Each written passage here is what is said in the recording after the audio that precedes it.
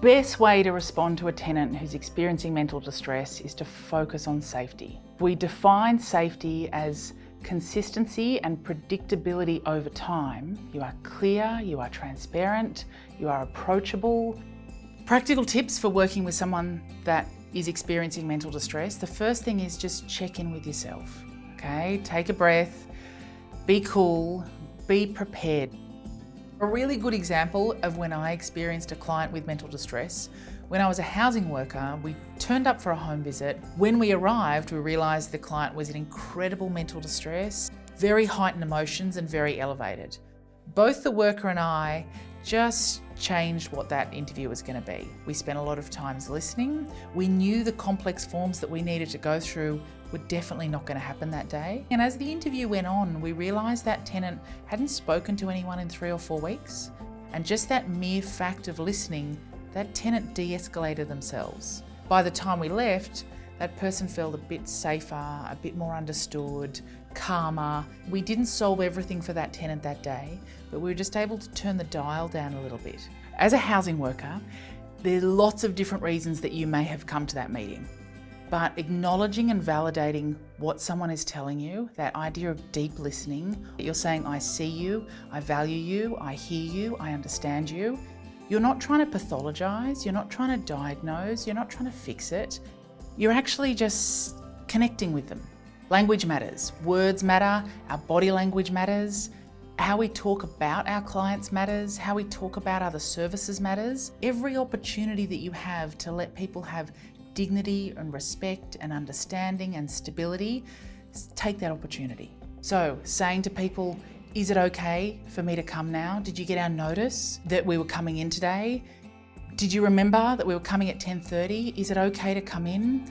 Small talk is so good.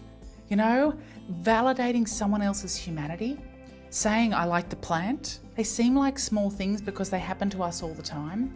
Tenants in mental distress are sometimes so in their own experience, they don't have that communal connection of how important those small little shifts in language are. I think you have to try to meet people where they're at. So it might be acknowledging, so using I statements where I can acknowledge that you're distressed or angry and being congruent with that. So if somebody's really heightened and in a rage, you don't say, I can see you're a bit upset. I can see you're very distressed. Can we take a moment? So try to pause, break, breathe might be one way of thinking about it. Let's just hold it. Do we need to move to another place? Do you need a glass of water? What do you need?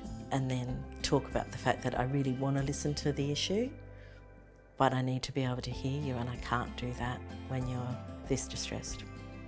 When somebody is experiencing mental distress, it's really important to slow things down. So allow all that distraction to be managed by them. So you might do that by writing down what you've agreed to. Certainly not making promises you can't keep, being realistic and building trust. So letting somebody know that you are listening to them, that you do care about what they're saying, that you are aware of how they're feeling, and trying to build some trust and some belief that I am actually trying to work with you to get a better outcome. Sometimes when you assess risk, you'll start to realise that it's not safe for you, it's not safe for the client. Assessing risk is sometimes stepping out of an engagement, stepping back, knowing you're not the best person to be there that day, of understanding that assessing risk is assessing your capacity to deal with those situations. You don't have to be the expert of everything. We all know that housing insecurity is stressful, and if you can respond with empathy to that, then you'll have better communication. You'll be better able to find out what people need and what they want, and hopefully respond to those needs appropriately.